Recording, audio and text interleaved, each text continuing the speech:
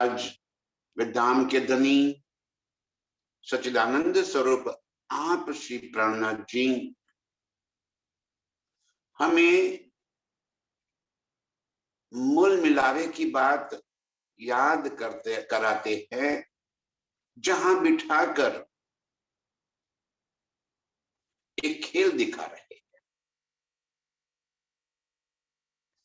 और ऐसा तिलसम जादुई खेल दिखा दिया कि वहां बैठे बैठे हम स्वयं को वहां से दूर दराज इस खेल के अंदर महसूस करने लगे। ये तिलसम का खेल मतलब कि जादुई, जिसका कोई अस्तित्व नहीं होता। इस अस्तित्वहीन संसार के अंदर हमारी सुरता को, हमारी नजरों को इस तरह से मोड़ दिया कि वहां बैठे बैठे हम स्वयं को इस खेल के अंदर महसूस करने लगे। इतने कोई उठी नहीं, मोल मिलावे से कोई खड़ा भी नहीं हुआ, ना कोई कहीं गया है और पलक भी नहीं बदली। उसी पल में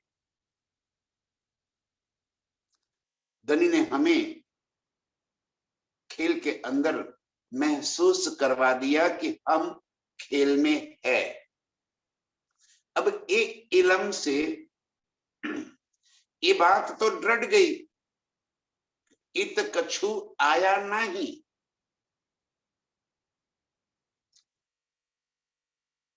खेल से यहाँ, अरे अर्श से खेल में न तो कुछ आया है न कुछ आ सकता है। खेल ही धनी ने दिल में ले लिया और हमारी नजरों को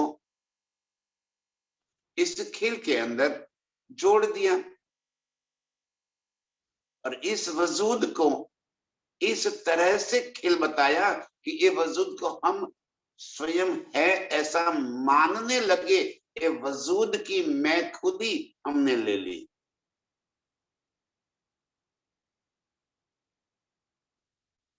और ये वजूद के पास आया कौन? तो धनी का हुक्म। उनका हुक्म यहां पे आया। हुक्म ने यहां आकर हमें हुज्जत दे दी। मैं ब्रह्म सृष्टि हूं ऐसा दावा किसने ले लिया? इस जीव के माध्यम से धनी के हुक्म ने दावा ले लिया। और हुक्म ने जो दावा लिया कि मैं ब्रह्म सृष्टि हूं, हम ये मानने लगे कि मैं ब्रह्म सृष्टि हूं।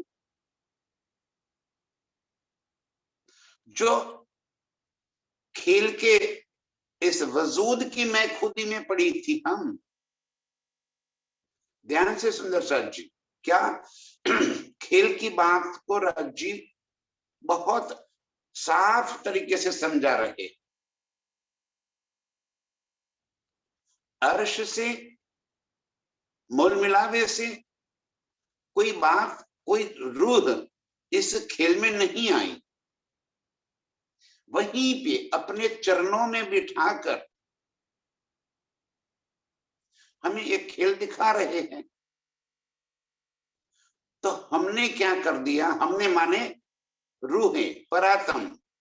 जब हम शब्द आता है तो स्वयं को अर्श की रूह समझकर ये बात को दिल में उतारिए। हमने क्या समझ लिया कि ये जो वजूद है वो हम हैं। वजूद की मैं खुद ही, जैसे मैं ये मान रहा हूं कि मैं जयंती हूं, तब तक परात्म ये मान रही है कि मैं जयंती हूं। और इस तन के माध्यम से होने वाली प्रत्येक लीला, और सिर्फ और सिर्फ फिजिकल बॉडी से होने वाली इतना ही नहीं, इस दिल के अंदर एक एक जो भाव उठ रहे हैं, उन सारे भावों की लज्जत। क्योंकि हमारे कौल फिलहाल यहाँ पे एक रूपता में नहीं है। हम सोचते कुछ और है, बोलते कुछ और है, और करते कुछ और है। यही तो लज्जत है। झूठ दिखाना माने क्या कि झूठ के अंदर, फरेब के अंदर किस तरह की चालाकियां होती, इसे तो झूठ कहते हैं। यही तो दिखाना था, ये दिखा दिया। अब क्या हो गया? जगाना भी तो है। अब जगाएगा कौन? जो फरामोशी में रूह पड़ गई, जिस रूह ने इस वजूद की मैखुदी ले ली। अब ये तोड़ाना तो भी है कि ये फरामोशी टूट जाए, तो कौन तोड़ाएगा? जो जागृत बैठे हैं वो ही तो हमें ये फरामोशी से बाहर निकाल सकते हैं।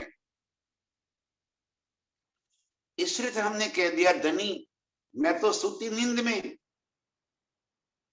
तुम बैठे हो जागृत, खेल भी तुम दिखलावत, बल मेरा कछु ना चलत।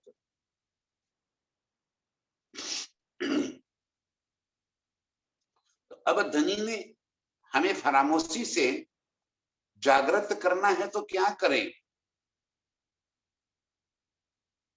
पहला ऑप्शन तो वही है, जो उनके चरणों में बैठे हैं, बस यूं चुटकी बजा देंगे, ताली बजा लेंगे, हम खड़े हो जाएंगे। और ब्रज में ये कर दिया उन्होंने, हमें स्वयं ही जगा कर लेकर आ गए। फिर हमने वही बात, ढाक के 3 पात मनोरथ पूर्ण ना भये, फिर खेल दिखाओ, तो दिखाया ये तीसरा इंड, फिर लेकर आ गए। अब कहते हैं कि अब की बात क्या करना है, आपको स्वयं को बल कर। तब हम कहा, धनी हम कैसे बल कर सकते हैं? तो कह रहे कि मैं स्वयं आऊंगा, मैं स्वयं रसूल बनकर तुमने जो वजूद को पकड़ रखा है, उस वजूद के पास में पहुंच जाऊंगा, अर्श की सारी हकीकत तुम्हें बता दूंगा, और ये अर्श की हकीकत दिल में धर के फिर तुम्हें उसी प्यार को दिल में भर लेना है। अपने आप स्वतः ही जागृत हो जाओ। अच्छी बात है, तो बहुत सरल बात कर दी आपने। ठीक है फिर, और हम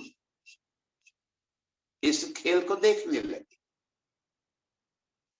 अब देखो, खेल के अंदर धनी का हुक्म रसूल बनकर आ गया।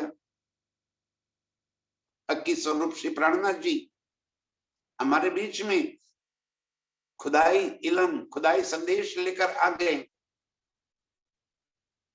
और हमें इस इलम से अवगत करा दिया, पहचान करा दी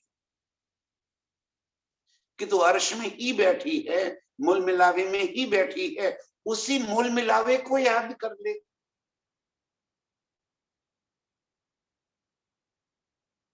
कि जहां तू बैठी है, उस 64 थंब चबूतरे को याद कर ले, उस नूरी गिलम को, नूरी चंद्रमा को, नूरे मंदिरों की दीवालों को, उसी नूरी जवेरों की पुतलियों के निरत को, उन्हीं नूरी पशु पंछी बंदर जो अनंत लीलाएं करके तुझे रिझा रहे हैं। हुक्म हमने सबसे पहले तो हमें मैं खुद ही दे दी हुज्जत कि तू ये जो वजूद का नाम मिला है वो नहीं है, तो ब्रह्म सृष्टि है, मेरी अंगनाएं हैं, ये दावा ले ले। और जैसे ये दावा हमने लेते गए और अर्श की एक एक बातों को दिल में बसाते चले गए, सुरता फिर अपने निज स्वरूप में वहीं पे बैठे बैठे जागृत होती। ये बात धनी जी हमें समझा रहे हैं कि हुक्मे इनमें सॉरी इत थे, कोई उठी नहीं। मूल मिलावे से कोई उठकर कहीं गया नहीं, बैठा मिलावा मिल। जैसे हम मूल मिलावे में बैठे हैं वैसे के वैसे ही बैठे रहे, जो दाड़म की कलियां एक दूसरे से इस तरह सट कर बैठी हुई है, बीच ना अंगुली मांग, एक उंगली जावे इतना भी बीच में जगह नहीं है। खेल देखने की बहुत चाह लेकर उत्कंठा भरी है अंदर कि कैसा खेल होगा, कुछ भय भी है। और इस तरह से धनी हमें इस खेल को दिखा रहे। ये बात समझ में आ जाए तो जागना कौन सी बड़ी बात है।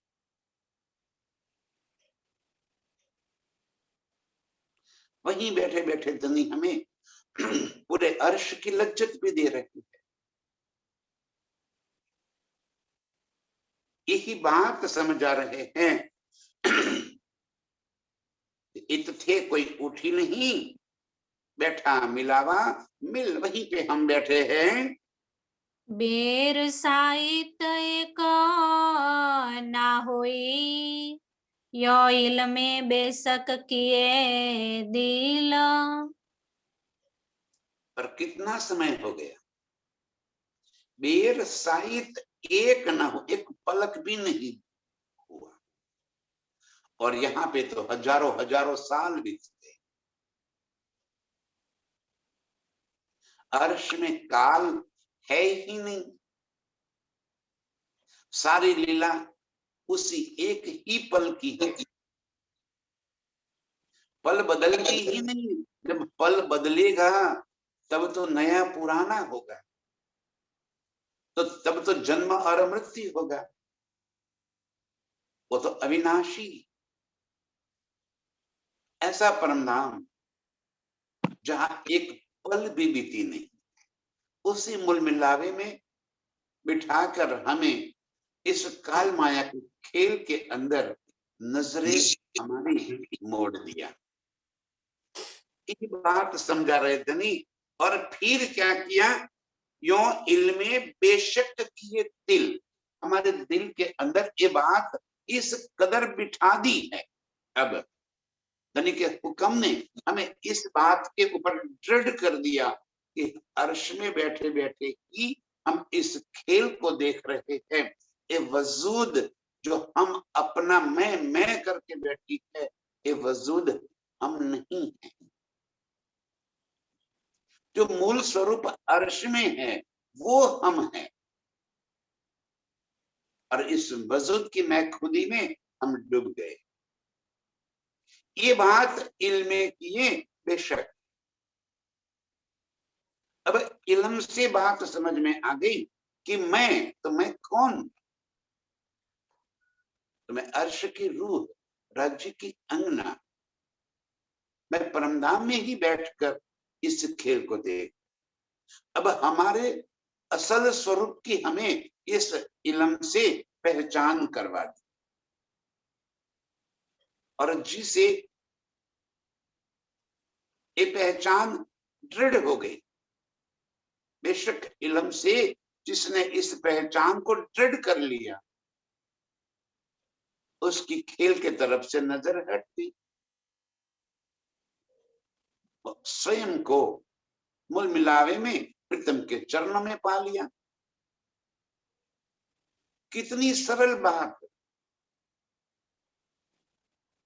बस यहाँ पे ये मैं खुद ही टल जाए और अर्श की मैं खुद ही आ जाए। जरा हम इस खेल को ध्यान से देखें। तब हमें पता चले कई राणे राय हो गए, कई दुनिया को जीतने वाले हो गए। आज कहां, अस्तित्व ही नहीं। हम किस नए खुदी में डूबे।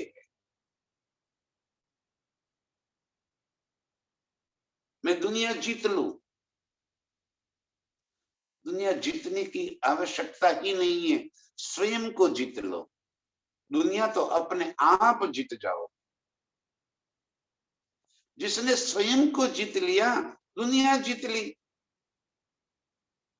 वही तो महावीर है, जिसने खुद को जीत लिया। दुनिया जीतने वाले तो दुनिया में ही रल गल गए, उसी में समा गए। जिसने स्वयं को जीत लिया वो पार हो गया। यही बात धनी इल्म से हमें समझा रहे कि इस वजूद की मैं खुदी से हटकर अपने निज स्वरूप की मैं खुदी, मैं ब्रह्म सृष्टि हूं, मैं राज्य की अंगना हूं। बस इतना सा भाव आप दिल में ले लो, पूरा अर्श आपके सन्मुख है। बिना ये मैं खुदी हटे अर्श की लज्जत नहीं आनी। पहला काम ही यही।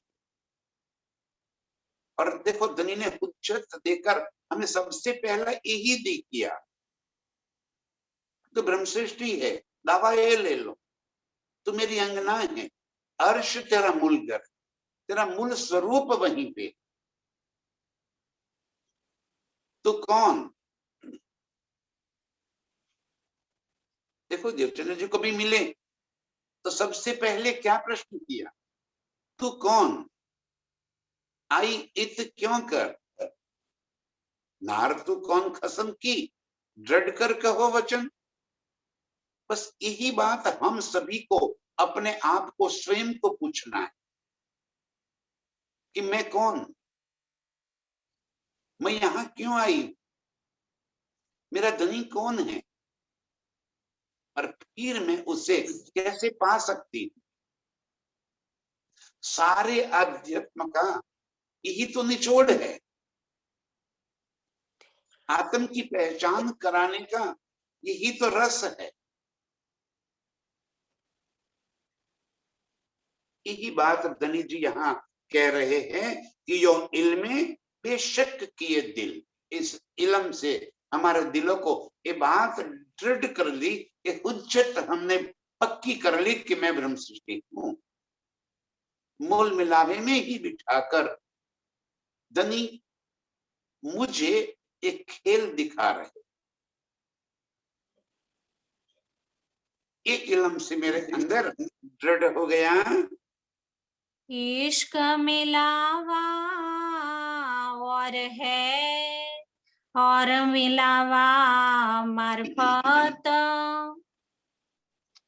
अब हमें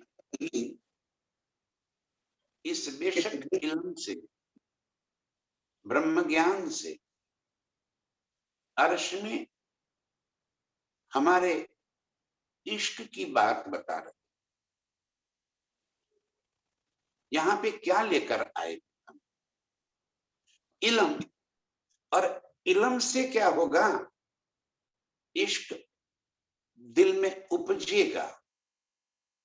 ममता बहन जी ने भी बताया ना कि ये शोभा जो हमने पुखराज की कल तक चलाई, आज जमुना जी की शोभा, तो ये शोभा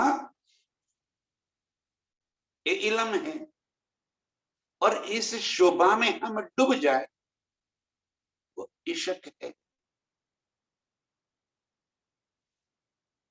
शोभा को देखकर, उसको समझकर, उसके अंदर गोते लगा देना है, उसमें डूब जाना है, उस मस्ती दिल में चढ़ जाए, वो इश्क है। तो धनी जी कह रहे हैं इश्क मिलावा और है, समझ कुछ और बात है और इश्क दिल में धारण करके प्रीतम के संग लग जाना एक कुछ और बात है। इश्क मिलावा और है। मैं खुद ही हट गई इस इलम से, हम बेशक हो गए कि मैं ब्रह्म सृष्टि हूं, राज्य की अंगना हूं, अर्श ही मेरा घर है। मूल मिलावे में बैठकर मैं एक खेल को देख रही हूं। ये सारी बातें दृढ़ हो जाए तो क्यों न होवे प्रेम इनको। इतनी बात दिल में समा जाए तो फिर प्रेम क्यों न हो जाए। प्रेम कोई बाहरी चीज थोड़ी है, वो तो भीतर से निकलता है। प्रेम न वाड़ी उपजे, प्रेम न हाट बिकाए। ये बाजार से खरीदने की वस्तु थोड़ी, उससे स्वयं प्रकट हो जाता है। लेकिन कब?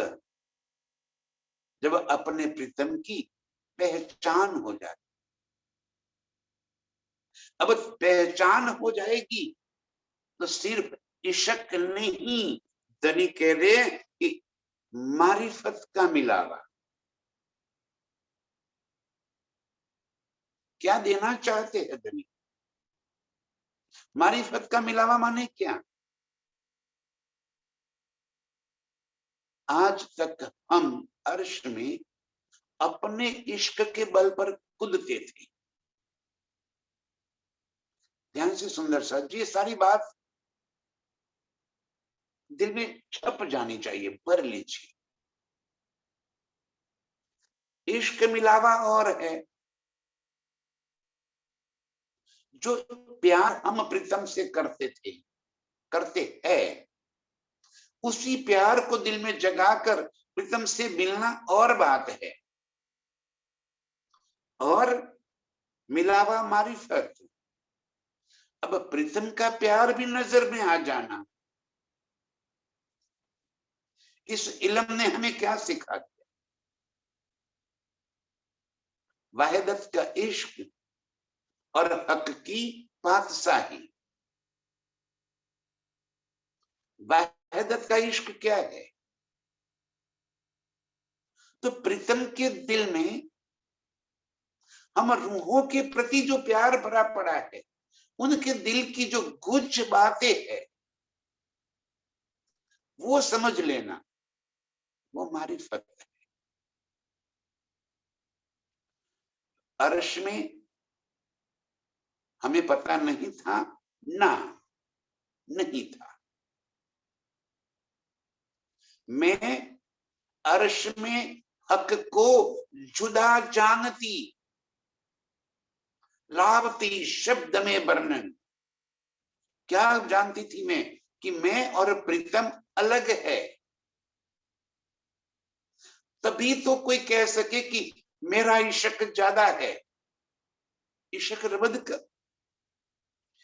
रबद का मतलब ही तो ये है कि हम स्वयं को प्रीतम से अलग समझने लगे। यदि एक रूपता की बात हो, वाहिदत की बात हो, ये बात समझ में आई हो, तो कैसे कोई कह सके कि हमारा इश्क ज्यादा है? मैं आशिक हूं, मैं आपसे बहुत प्यार करती हूं। आपका प्यार प्यार नहीं, मेरा प्यार ही प्यार। ये तो द्वैतवाद हो गया। अद्वैत में बैठकर द्वैतवाद कैसे हो सकता है? लेकिन हम अपने इश्क में इस कदर डूबे हुए थे, प्रीतम का प्यार नजर ही न आया। अब अर्श में प्रीतम को हमें अपने दिल का प्यार दिखाना है, दिखा नहीं सकती। जो घड़ा लबालब भरा हुआ हो उसमें और कोई चीज कैसे अंदर भर सकती। अर्श में इल्म की लीला तो होती ही, और हम इश्क से तो लबालब भरे हुए।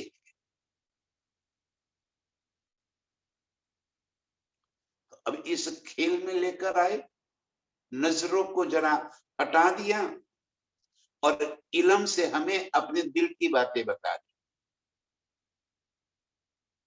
इल्म क्या है? प्रीतम के दिल की बातें। मारिफत की बातें माने क्या? प्रीतम के दिल के भीतर छुपी सारे रहस्य को प्रीतम ने उजागर कर दी।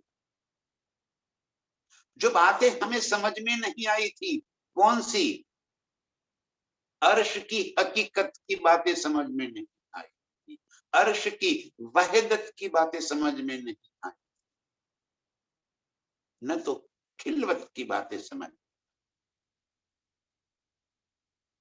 अरे अपने स्वयं की पहचान प्रीतम के संग हमारे मूल संबंध निस्बत की भी पहचान नहीं। याद कर लो किस तरह से हम अर्श के अंदर मुस्ताक थे।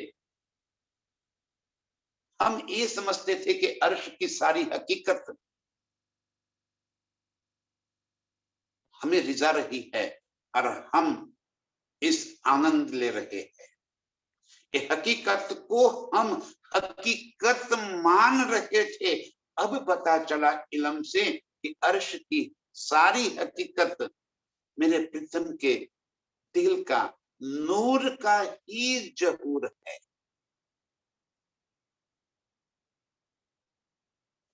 अर्श में ये बात कभी समझ में न आई। अब इल्म से ये बात समझाकर प्रीतम बताना क्या चाहते कि देखो मैं तुम्हें कितना प्यार करता हूं, मैं रे तुम्हारा आशिक। रूहों, मैं रे तुम्हारा आशिक, मैं तुम्हारा आशिक हूं, मैं तुम्हें बहुत चाहता हूं। ये मारिफत की बातें समझ ला दी। तो मारिफत का मिलावा कुछ और है, उसका आनंद, उसका सुख कुछ और है। जैसे मैं आपसे बहुत प्यार करता हूं, आपका प्यार मुझे पता नहीं है, तब तक मुझे मेरे ही प्यार की बात दिल में बसती जाएगी कि मैं बहुत प्यार करता हूं आपको। जिस दिन मुझे ये पता चल जाए कि आप भी मुझे इतना ही प्यार करती हो, अरे इतना नहीं उससे कई गुना अधिक प्यार करते हो, तब आपके प्रति देखने का मेरा नजरिया बदल जाए। तब ये नहीं, दिल में ग्लानि नहीं होगी कि मेरा प्यार कम है, वो मुझे ज्यादा। अरे अर्श में न तो कम होता है न ज्यादा होता है, अर्श में न तो मेरा होता है न तेरा होता है। ये मेरा तेरा तो द्वैत का है, कि कम और ज्यादा तो द्वैत का है। तो अद्वैत की भूमि में कम ज्यादा कहां से, मेरा तेरा कहां से? लेकिन जब प्रीतम के दिल की इन सारी बात, सारे प्यार की जब हमें पहचान हो जाएगी, तब देख लीजिए हमारा देखने का नजरिया अब बदल गया। हमारी चाहत में इजाफा हो गया, हमारी चाहत कुछ और नए रंग लाने लगी। हमें सुख देना चाहिए, नित्य नौतन रस बस की नहीं, पल पल नए नए सुखों की लज्जत दे रहे हैं।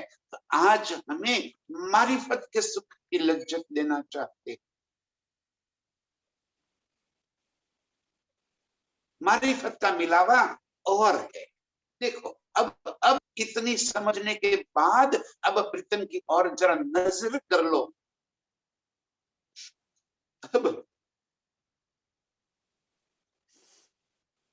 अब देखो तो सही प्रीतम का प्यार।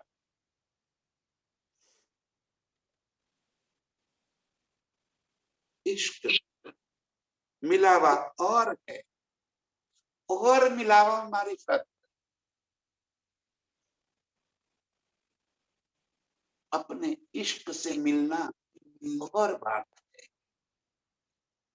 और अब प्रीतम के दिल की सारी बातें समझने के बाद प्रीतम से मिलना एक कुछ और बात, एक कुछ नया रंग लाएगी। ये तो कहर डालेगी। अब ये इश्क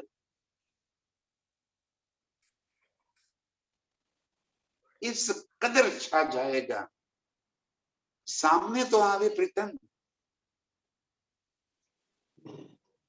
तब पता चले कि क्या हाल करती हूं मैं।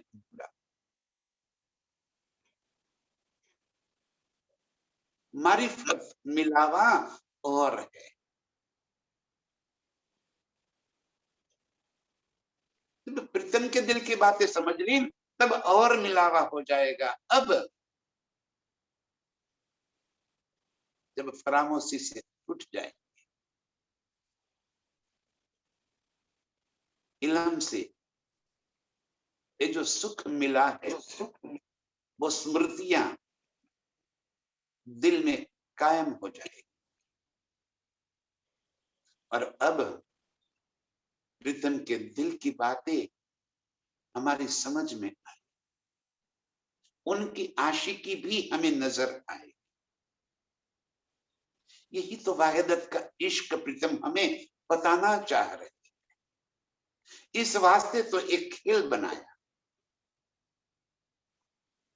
अब हमें जब सुखपाल में सवारी करेंगे तब सुखपाल को देखने का नजरिया भी कुछ और हो जाएगा। आहा हा। अब जब सुखपाल ही मेरे प्रीतम का नूर है, ये बात समझ में आएगी, ध्यान में आएगी। अब प्रीतम को और देख रहे हैं, वाह मेरे प्रीतम आप भी कितना लाड करते। अर्श की सारी हकीकत मेरे प्रीतम का ही स्वरूप है। और वो हकीकत मुझे लाड लड़ाने के लिए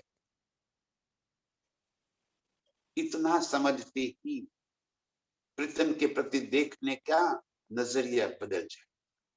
सुख कुछ अधिक और अधिक अंदर उमड़ जाए। कहते हैं इश्क मिलावा और है, और मिलावा मारिफत। ये इल्म से हमें समझ में आ गया।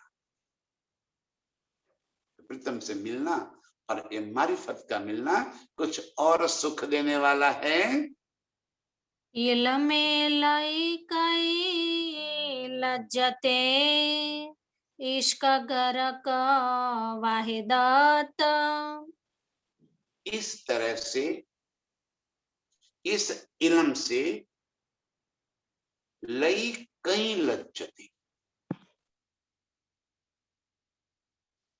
ये सारी लज्जत हमें कैसे मिली? तो एक इल्म से। मारिफत की पहचान हमें कैसे हुई? एक इल्म से। अर्श की हकीकत की पहचान एक इल्म से। वाहिदत मेरे प्रीतम का दिल का अनंत स्वरूप, वाहिदत की लीला, ये भी हमें इस इल्म से समझ में आई। और खिलवत, खिलवत में हम ये मानते थे कि मैं ही लाड करती हूँ प्रीतम को। अब पता चला कि इस लाड में दोनों का बराबर का हिस्सा है, संभाग है। जो लज्जत मुझे मिल रही है खिलवत की, वो लज्जत प्रीतम मुझे भरपूर दे रहे हैं। अब खिलवत के सुख हमारे सुख खिलवत के ही तो है अर्श में।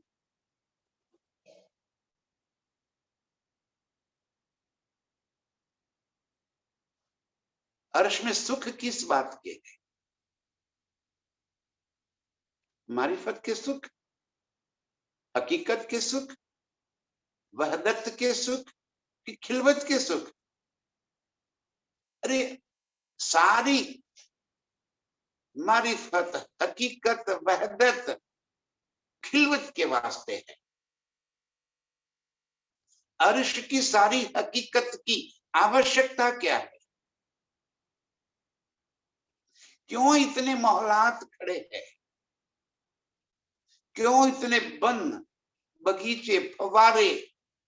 क्यों इतने पशु, पंखी, खुबी, खुशाली, जवेरों की पुतलियां, कई नहरें, अर्श की जल, जिनी, वायु, तेज, ये सारी चीजें ये अर्श की हकीकत है। तो हमें आनंद उस हकीकत का है कि आनंद खिलवत का है? इन हकीकत में प्रीतम के संग, प्रीतम को बाहों में भरकर, प्रीतम के संग जो कई प्रकार की इश्क की लीलाएं की, उन लीलाओं का आनंद। हकीकत सुखदाई है, हकीकत बहुत अच्छी है, लेकिन सुख हकीकत के नहीं है, सुख खिलवत के है।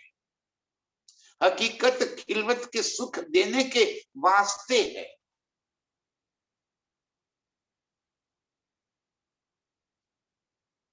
हमारे घर के अंदर हमारे प्रियतम ने हमारे वास्ते कई प्रकार की सुविधाएं बनाकर रख दी है, तो हमें सुख उन सुविधाओं से तो मिलती ही है, लेकिन प्रीतम न होवे तो उन सुविधाओं का क्या करना है? सुख तो प्रीतम का मिलता है, सुविधाएं तो माध्यम है। ध्यान से सुंदर साहब जी, अर्श की सारी हकीकत, हम हकीकत में डूबना चाहते हैं। हमें हकीकत में नहीं डूबना है, हमें खिलवत में डूबना है।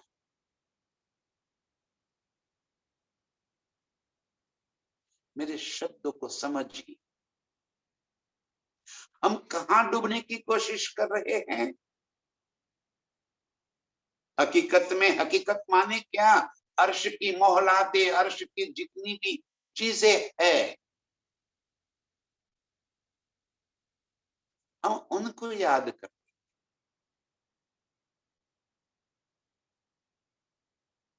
वो सारी चीजें खिलवत के सुख देने के वास्ते है, उनका सुख नहीं है। सुख तो प्रीतम के अंगों का है और वो हमारी खिलवत है।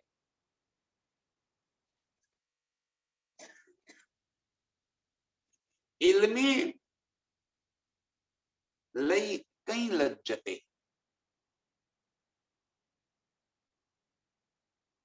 इस तरह प्रीतम ने अपने इल्म से ये सारी लज्जतें दे दी।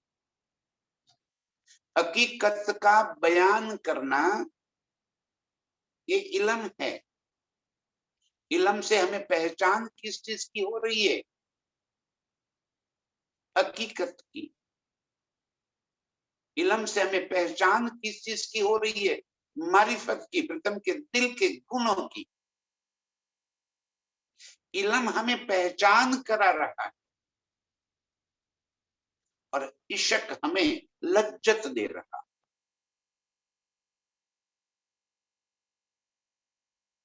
बिना इल्म से इश्क नहीं होगा, बिना पहचान प्यार नहीं होगा। लेकिन हमारी मंजिल, हमारा लक्ष्य प्यार पाना है। प्रीतम के प्यार में डूबना, ये हमारा मंजिल है, ये हमारा लक्ष्य है। हम सिर्फ हकीकत में उलझे रहेंगे, हम सिर्फ इल्म में उलझे रहेंगे, तो इल्म से सुख तो मिलेगा ही मिलेगा। मैं ये नहीं कह रहा हूं कि इल्म से सुख नहीं मिलेगा। इल्म लई कई लज्जते, इल्म से हमें लज्जत किस चीज की लेनी है? तो इश्क। इश्क गरक वाहिदत,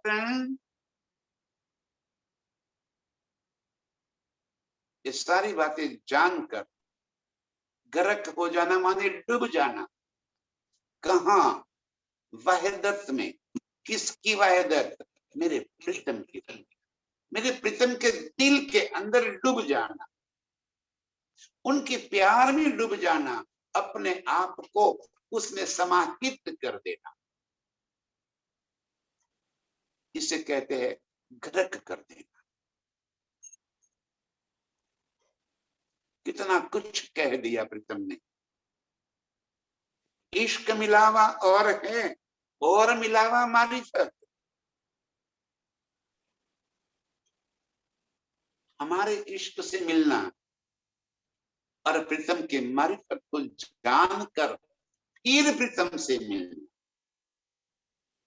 प्रीतम की आशिक जानकर प्रीतम मुझे कितना लाड लज्जत दे रहे हैं, कितना प्यार करते हैं मुझे,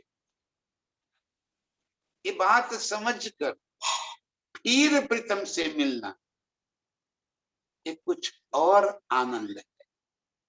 वो तो आनंद की पराकाष्ठा है, सुखों का अंतिम छोर। उससे अधिक और क्या सुख हो सकता है? इलम इल्मे लई कई लज्जते, इस इलम से इसी प्रकार की मारिफत के मिलन की, इश्क से डूबने की, प्रीतम के अंग में समा जाने की कई लज्जते। अर्श की सारी हकीकत की लज्जते, हकीकत के अंदर की हुई खिलवत की लज्जते, इल्म से मिल सकती। पर अब इश्क गरक वाहिदत, ये सारी लज्जत लेकर रूह को करना क्या है? इश्क में गरक हो जाना, डूब जाना है, प्रीतम के दिल में समा जाना है। वाहिदत क्या है? प्रीतम के ही दिल के अनंत गहराई को वाहिदत कहते, उसी में डूब जाना है। इश्क गरक वाहिदत, इलम से क्या उपजेगा? इश्क। और कौन सा इश्क? मारिफत का। तो मारिफत में ही तो डूबना है। ये सारे सुख धनी हमें इस इलम से दे रहे,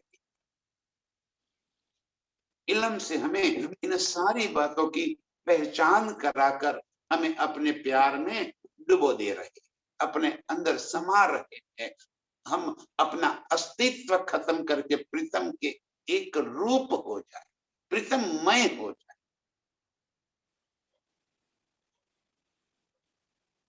परात्म की मैं खुदी भी मिट जाए। देखो, पहले इस वजूद की मैं खुदी में डूबी हुई है परात्म, ये वजूद की मैं खुदी से हटकर जब प्रीतम ने पहचान करा दी कि तू मेरी अंगना है, तो आत्म है परमधाम की, मेरी रूह है, तो हम उसकी रूह की स्वयं की मैं खुदी में आ, और अब क्या कह रहे हैं, ये मैं खुद ही भी छोड़ और गर्क हो जा मेरे अंदर, अपने आप को मिटा दे और मेरे साथ जुड़ दे। ये सुख अपरंपार सुख है, ये ईश्वर के सुख है। इस तरह धनी हमें अपने दिल में डुबा रहे हैं।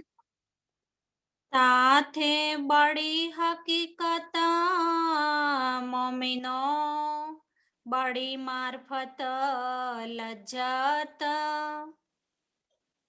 साथे, इस वास्ते, इसलिए कहते हैं कि बड़ी हकीकत मोमिनो, ए मोमिनो, अर्श की हकीकत को समझ लो, अर्श की वास्तविकता को जान लो। उससे बड़ी मारिफत की लज्जत, हकीकत के सुख और है और मारिफत की लज्जत कुछ और है। मिठाई को देखना कुछ और है और उसको खाकर उसका रस लेना कुछ और है। अर्श की हकीकत को देखना, अर्श की हकीकत को समझना कुछ और है। रंग महल नौ भूम दस्ती आकाशी, उसकी एक एक गली गली से वाकिफ हो जाना कुछ और है। और उसी रंग माहौल में प्रीतम के साथ मस्ती में डूब जाना कुछ और है। दोनों लज्जत है, दोनों की लज्जत है। हकीकत की भी लज्जत है और मारिफत की भी लज्जत है। लेकिन प्रीतम क्या कह रहे हैं, बड़ी हकीकत मोमिनो, हकीकत की लज्जत कुछ और है और मारिफत का लज्जत कुछ और है। और हमें प्रीतम मारिफत में डुबा रहे, अपने दिल में डुबा रहे हैं, अपने इश्क में डुबा रहे। इसी कारण तो खेल बनाए, इसी बात से तो खेल में लेकर आए। बार बार वही बात का जिक्र कर रहे हैं प्रीतम। फिर वही बात समझा रहा हूं, वाहिदत सॉरी मारिफत क्या है। प्रीतम के दिल का प्यार जो हमें अर्श में समझ ही नहीं आया, प्रीतम की आशिकी आज इस खेल की लज्जत देकर फिर वापिस अर्श की ओर मोड़ कौन रहा है। क्या ये हमारा बल है ना, ये इनकी ही आशिकी है जो हमें एक पल भर के लिए भी इस खेल के अंदर नहीं रहने देना चाहती। और इस वास्ते धनी जी स्वयं अपना इलम लेकर आए। इलम लेकर आकर बैठ नहीं गए, उन्होंने ही इस इलम का सहूर, समझदारी हमें दे दी। हमें समझने की क्षमता आज एक एक शब्द खोलकर कौन समझा रहा है, ये मेरे प्रीतम ही तो समझा रहे। बाकी हमें क्या पता मारिफत क्या है, हकीकत क्या है, वहदत और खिलवत क्या है, हमें क्या पता। ये शब्द थोड़ी ही स्वयं हमें उसकी लज्जत दे देंगे। इलम दिया हक ने, साहेब दिया सहूर। धनी ने अपने हुक्म से अपने इलम को अपने दिल की सारी बातों को इस खेल के अंदर उजागर कर दी और वो ही हमारे बीच में हमारे जैसा स्वरूप धारण कर कर आ गए और हमें सहूर करवाया, एक एक बातों से हमें वाकिफ करवाया, हमें समझाया कि अर्श की हकीकत क्या है और अर्श की मारिफत क्या है। प्रीतम के दिल के भीतर भरा हुआ शब्द में मत जाइए, शब्द के अर्थ को पकड़ लीजिए, तब तो लज्जत आएगी। खाली मारिफत बोलने से क्या होगा, मारिफत के शब्द का अर्थ पता चल जाएगा ना, तब लज्जत दिल भर आएगा, लज्जत कुछ और हो जाए। यही प्रीतम समझा रहे हैं कि ताथे बड़ी हकीकत, मोमिनों की हकीकत, अर्श की हकीकत कुछ और है और बड़ी मारिफत लज्जत, हकीकत में मारिफत, क्योंकि मारिफत ही तो हकीकत बनकर व्यक्त है। तो हकीकत है क्या? अर्श के 25 पक्ष, अरे हम रूहें, अनंत लीलाएं, ये हकीकत है। तो हकीकत क्या है? मेरे प्रीतम के दिल के ही तो भाव व्यक्त हो गए, पूर्ण ब्रह्म ही तो लीला में प्रवृत्त हो गए, वही तो हकीकत। जब पूर्ण ब्रह्म के दिल के अंदर हम गोते लगाएंगे, तब इन सारी बातों की पहचान हो जाए। तो वो लज्जत तो कुछ और है, मारिफत के सुख, मारिफत की लज्जत, प्रीतम के दिल के प्यार की लज्जत, वो हमें अभी मिल रही है। मोमिन लीजो अर्श दिल में, ये नेक हुक्म कहावत। धनी का हुक्म हमें ये बात कह रहा है कि जो मोमिन, जो ब्रह्म सृष्टिया है, जो रूहे है, वो आप इन बातों को अपने दिल में भर। मोमिन लीजो अर्श दिल में, अपने दिल को अर्श बना, अर्श की इन सारी नियामतों को अपने दिल में भर। और दिल अर्श कब कहलाएगा? जब अर्श की सारी नियामतें हमारे दिल के अंदर आ जाए। अर्श शब्द सुनते ही पूरे परमधाम के सुख दिल के अंदर भर जाए।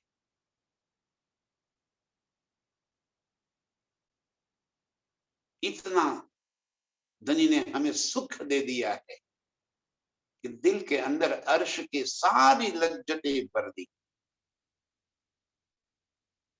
मारिफत, हकीकत की और खिलवत की, वहदत की सारी लज्जतें, निस्बतियों को दे दी। वो निस्बती ही तो अंगना है, वही तो मोमिन है। मोमिन लीजो अर्श दिल में, मोमिनो अपने दिल के अंदर इन सारी बातों को बसा लो, ये धनी का हुक्म हमें कह रहा है। हुक्म कौन? ये इलम ही तो धनी का हुक्म है। हम कौन से हुक्म का इंतजार कर रहे हैं? क्योंकि बार बार हम हुक्म के सरदोष दे देते, किसी भी परिस्थिति के लिए हम हुक्म को जिम्मेवार दे देते। चर्चा नहीं सुन पाए, हुक्म नहीं होगा राज जी का, पानी मंथन नहीं कर पा रहे हैं, भाई हुक्म नहीं होगा राज जी का। हर चीज को अच्छा, और संसार की जो काम करने हैं तो छोड़ दे। वो तो दौड़कर अपने आप को निचोड़कर उस काम में लग जाते हैं, जुट जाते हैं, उसमें हम जुड़ जाते हैं। इस तरह से अपने आप को उसमें, जैसे गन्ने को मशीन के अंदर डाल देते हैं और जूस निकाल देते हैं, किस तरह हम अपने आप को निचोड़ कर इस संसार के लिए अपना रस कस दे देते। वहां हम हुक्म का इंतजार नहीं करते। और जब वाणी की बात हो, मंथन की बात हो, चितवन की बात हो, चर्चा की बात हो, आत्म के लिए कुछ बात करनी हो, तब हमें हुक्म आड़े आ जाता है। अब ये हुक्म ही तो हमें आकर झंझोड़ रहा है। आज ये बातें कौन करवा रहा? ये हुक्म ही तो हमें इस खेल से वापस मोड़ने का रास्ता बता रहा है।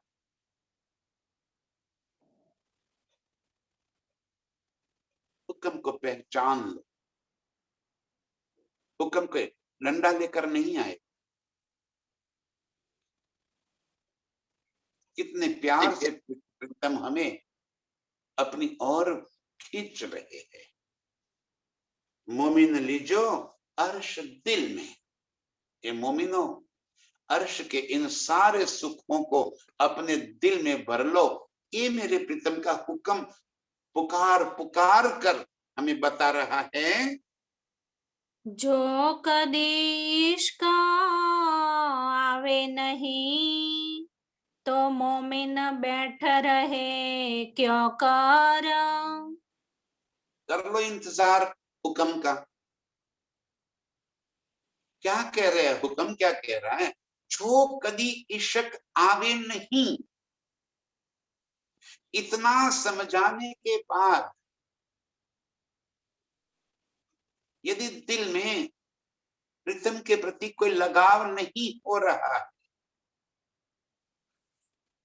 इतने सुख देने के बाद अर्श के कई सुंदर सा कहते, अभी हमारी ये बात समझ में नहीं आ रही कि मारिफत, हकीकत, वहदत, खिलवत, निस्बत क्या है। आप इन शब्दों को बार बार पुकारते हो, इस शब्द में हमें समझ नहीं आ रही।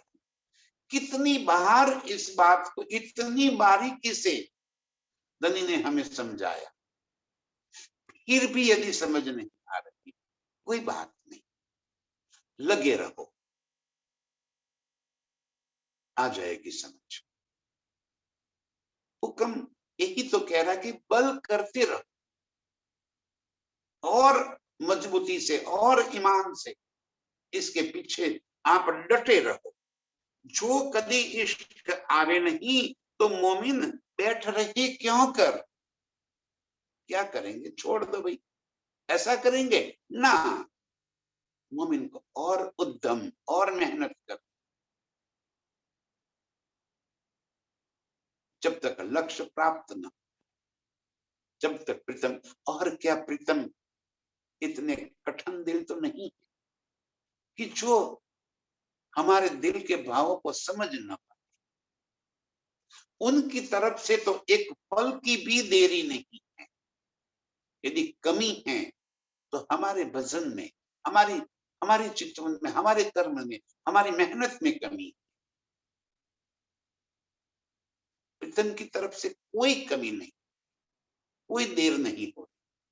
और फिर भी धनी जी कह रहे हैं कि जो कभी इश्क आवे नहीं, इतना कुछ समझाने के बाद भी यदि प्यार दिल में नहीं उमड़ता, तो मोमिन बैठे रहे क्यों कर, क्यों बैठे रहेंगे? और हक सो बेशक होए के, क्यों रहे अर्श बिघार। अर्श की पहचान, बेशक पहचान, बेशक प्रीतम की पहचान ये हो जाए,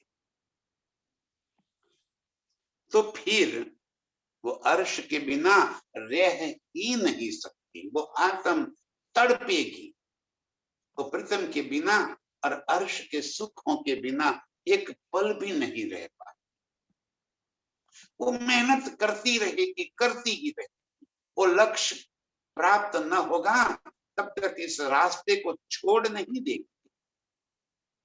जो कभी इश्क आवे नहीं, यदि इतना समझाने के बाद भी यदि कोई लगाव नहीं हो रहा है, धनी जी कह रहे हैं कि फिर भी लगे।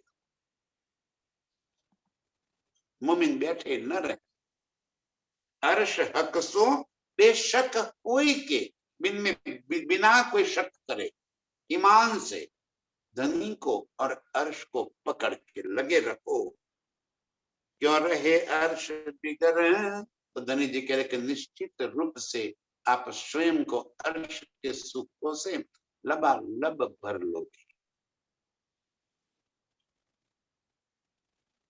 हिम्मत हक देगी। हुक्म का काम ही ये कि हमें हिम्मत दे, और हिम्मत दे रहे। बस ईमान न टूट जाए।